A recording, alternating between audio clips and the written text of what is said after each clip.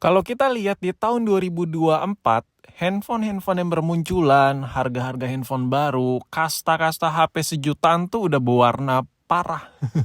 Tapi di tengah gempuran HP sejutaan, 2 jutaan yang baru-baru tuh pada bermunculan, tetap aja ada orang yang setia beli iPhone, beli Android yang jadul-jadul, yang mantan flagship, yang mid-range yang berkualitas dan lain-lain. Meskipun bentuk HP baru tuh kayak gini-gini nih, kayak ala-ala flagship banget ya kan, kameranya boba, bentukannya kotak, kayak HP apa ya, kayak si Ipong lah.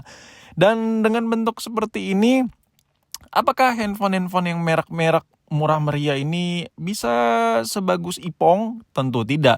Nah, kalau gue ketik juga HP sejutaan di Google ya, Android sejutaan di Google, ini bentukannya ini berala-ala sekali dan ini memikat konsumen sekali dengan kameranya yang banyak, kameranya gede, bentukannya kayak iPhone, RAM-nya sekian GB, kameranya puluhan megapiksel ya kan. Dan kalau gue lihat lagi, kalau kita flashback ke beberapa tahun yang lalu, gue pernah upload konten, gue bongkar handphone RAM 8GB, harga ratusan ribu atau sejutaan gitu.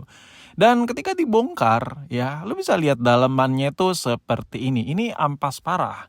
Ini menggambarkan bahwa ada harga, ada rupa. Mungkin dari luar fisiknya kayak Huawei, kayak HP-HP mahal, tapi begitu dibongkar HP Android ala-ala ini, lu bisa lihat sendiri baterainya masih pakai kabel, terkoneksinya ya kan bukan fleksibel, dan bagian dalaman itu plastikannya begitu, terus nggak ada jalur-jalur bagian bodinya. Nah, itulah alasan kenapa handphone yang murah meriah, harga baru, murah meriah, RAM-nya gede, kameranya puluhan megapiksel, itu kalau kita beli, rasanya itu kalau kita pakai kayak terkesan biasa aja, padahal tuh pabriknya ngasih spek yang gila-gilaan ya, kasar ya, sekilas.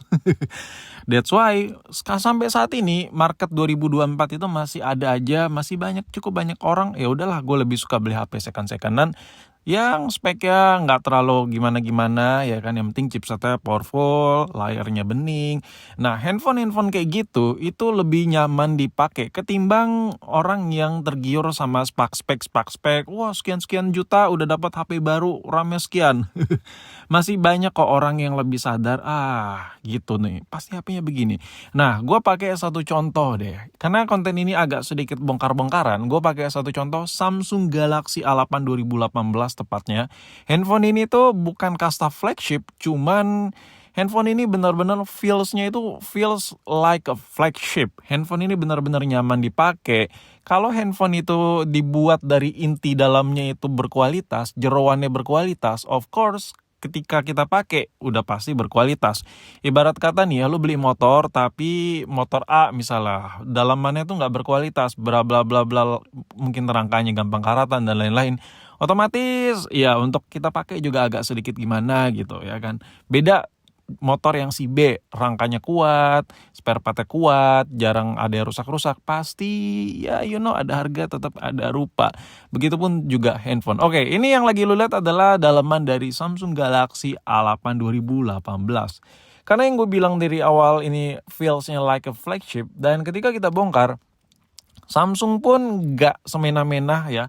Mereka tuh menginstruksikan, insinyur-insinyur mereka kayak gini, cil, lu buat HP kalau bisa murah, cuman rasanya tuh rasa flagship. Oke, udah pasti dimulai dari dalamannya dulu. Ketika kita bongkar, lu bisa lihat nih jalur-jalur ya, jalur fleksibelnya, bahkan di bagian baterainya, baut penempatan bautnya, ini benar-benar kayak HP mahal.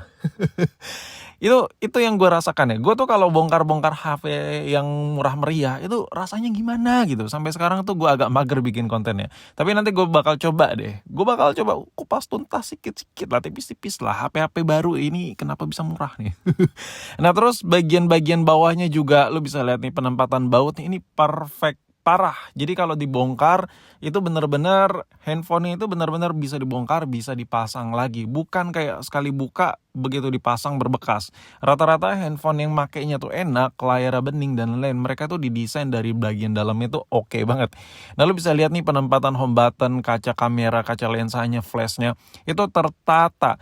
Bukan yang dipaksakan dengan lem-lem ya. Misalnya kayak bongkar handphone murah yang di awal video yang gue kasih lihat kalau tadi, yang HP sejutaan RAM 8 GB, dulu banget loh itu 3 tahun yang lalu. Itu kayak kaca kameranya, lensanya, itu terpaut dengan lem-leman. Ya, tip-tipan ya. Jadi mereka tuh nggak model fix gitu. Nah kalau kita bandingkan dengan iPhone yang mantan flagship, lo bisa lihat sendiri.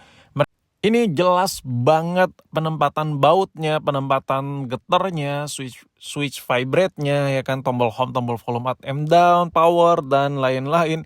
Ini kokoh sekali. Kalau gue perdekat, lo bisa lihat bagian fleksibel kameranya, itu meliut, ngelingker gitu, nggak langsung set gitu. Itu ada maksudnya untuk pembongkaran LCD jauh lebih gampang, terus bisa ngelepas mesin tanpa ngelepas kamera, semua itu udah diperhitungkan.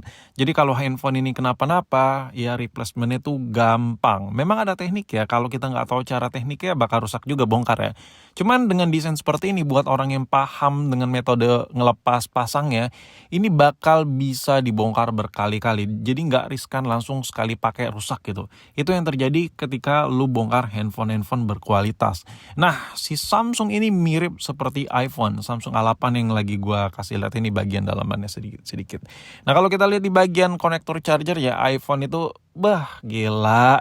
Kalau biasanya Android itu memang lem-leman ya. Apalagi Android zaman now itu biasanya tuh emang kayak ketemplak, abis itu diganjal sama body. Kalau iPhone sedari zaman batu, zaman dinosaurus, mereka itu udah tanam baut sekokoh-kokohnya. Makanya jarang banget tuh ada konektor iPhone tuh yang goyang-goyang. Beda dengan Android yang ya harus ditekan-tekan dikit ya kan. Kalau iPhone biasanya itu udah umurnya udah parah. Kalau nggak konektornya tuh kotor ya, bukan patah atau goyang-goyang gitu.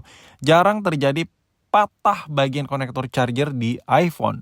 Nah, dari sini aja udah menggambarkan bahwa sejatinya handphone yang murah meriah itu pasti ada maksudnya. Jadi kalau lo sekiranya beli handphone baru, wah gue beli nih, harga 1 juta dapat HP baru speknya begini. Lo harus paham dulu jeroannya tuh kayak apa. Karena dari jeroan itu bisa menggambarkan handphone lo tuh dipakai nyaman atau enggak. Kalau lo ngerti desain, paham dengan simulasi perakitan sebuah barang di muka bumi ini, yang namanya barang berkualitas itu dimulai dari jeroannya dulu. Kalau dikasih jeroan yang biasa aja, jelek banget, apalagi menekan cost production, ya hati-hati. Pasti dengan spek yang bla bla bla bla, lu nggak bakal merasa nyaman makainya. Contoh dari pabrikan sebelah, brand-brand kekinian ada tuh yang GPS-nya kurang akurat lah. Sebenarnya kalau gue bahas bisa banget itu. Nanti lah gue coba bahas. Masalahnya handphonenya harus gue bongkar dulu nih. Seru nih kayaknya. Dan mungkin sampai di detik ini, sampai di menit ini lo udah paham ya bahwa handphone yang murah itu pasti ada maksudnya. Jadi lo harus pertimbangkan lagi nih. Contoh kayak Samsung A8 ini 2018 yang lagi lo lihat ini. Samsung ini udah sesuaiin dengan harganya. Memang kalau kita bandingkan pada masanya banyak spek yang lebih tinggi. Cuman ditawarkan Samsung, yang ditawarkan oleh Samsung ini kenyamanan, rasa pakai, dan lain-lain. Intinya ada harga, ada rupa.